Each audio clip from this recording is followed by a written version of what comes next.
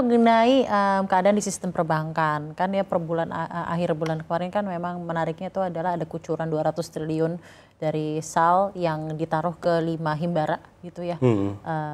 Kira-kira bahasannya juga kan tadi kalau kata Pak Prasetyo Hadi kan juga salah satunya itu adalah mengenai keadaan sistem perbankan itu tadi kan. Nah mungkin kalau dari redaksi CNBC Indonesia sendiri, gimana nih Mas melihat efektivitasnya sejauh ini, Mas Ai dulu? Iya, kalau dilihat dari beberapa himbara kan kelihatannya belakangan ini cukup optimis ya. Kalau kita lihat dari BRI Mandiri kabarnya sudah hampir terserap habis gitu, bahkan minta tambah gitu. Jadi harusnya sih cukup baik. Walaupun ada beberapa himbara yang masih berproses lah ya untuk penyalurannya seperti apa. Tapi harusnya sih ini bisa menjadi likuiditas atau darah segar baru ya kepada sektor korporasi swasta gitu ataupun UMKM yang ada di Indonesia gitu. Dan ini bisa menggerakkan roda perekonomian kita gitu. Tinggal bagaimana kreativitas dari himbara ini dalam menyalurkan kreditnya ini atau pembiayaannya ini. Jangan sampai nanti uang yang 200 triliun ini menjadi kredit macet kan seperti itu. Nah ini juga mungkin harus lebih selektif lagi gitu. Tapi ini sebenarnya suatu inisiatif yang baik dan kalau memang berjalan baik bukan nggak mungkin ke depan dilanjutkan atau ditambah lagi.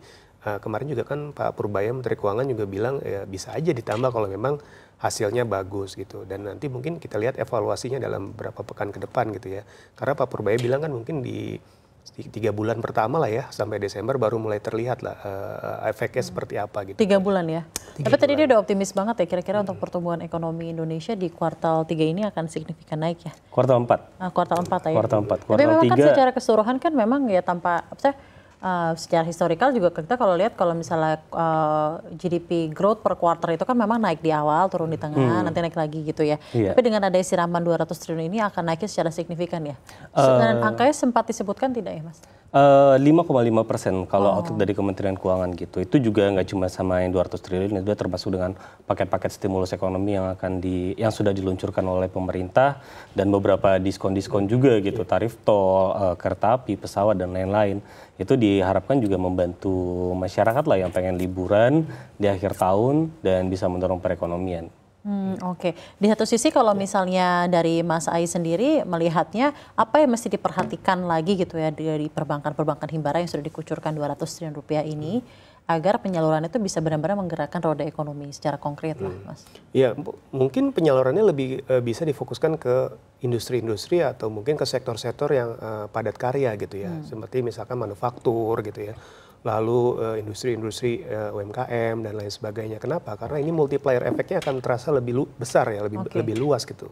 Dibanding hanya fokus ke perusahaan-perusahaan korporasi besar yang mungkin itu tadi kebanyakan justru orientasinya ekspor gitu. Tapi gimana caranya berfokus ke industri-industri yang orientasinya dalam negeri gitu. Sehingga bisa mendorong lagi istilahnya angka peningkatan kerja juga menjadi lebih baik gitu kan.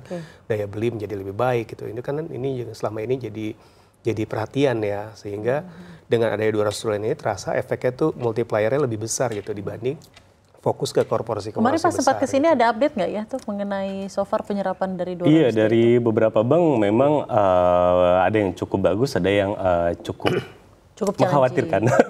Cukup challenging lah nyebutnya kayak gitu. Karena memang segmennya beda-beda gitu. Jadi mungkin skema penyalurannya juga berbeda gitu. Mungkin salah satu yang di-highlight juga perlu bunga kreditnya perlu diturunin bunga kredit, betul. Bunga kredit. Karena tapi kan kalau misalnya yang dari 200 triliun itu kalau nggak salah bunga kreditnya agak rendah ya Mas?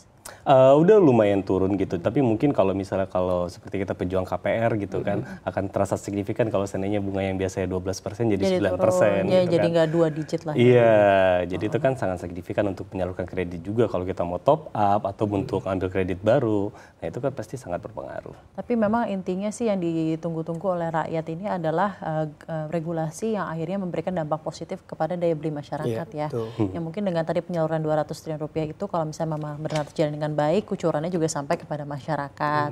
Dan dalam hal ini kalau dari secara keseluruhan juga DHE yang ditingkatkan dan hasilnya bagus, patuh dan lain-lain itu juga akan meningkatkan perekonomian secara keseluruhan pula ya dan lain-lain.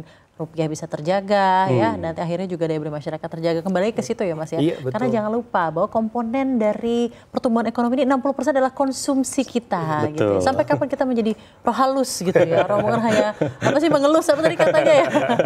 Jadi memang itu utamanya PR utama mungkinnya dari pemerintah yang kemarin juga dibicarakan.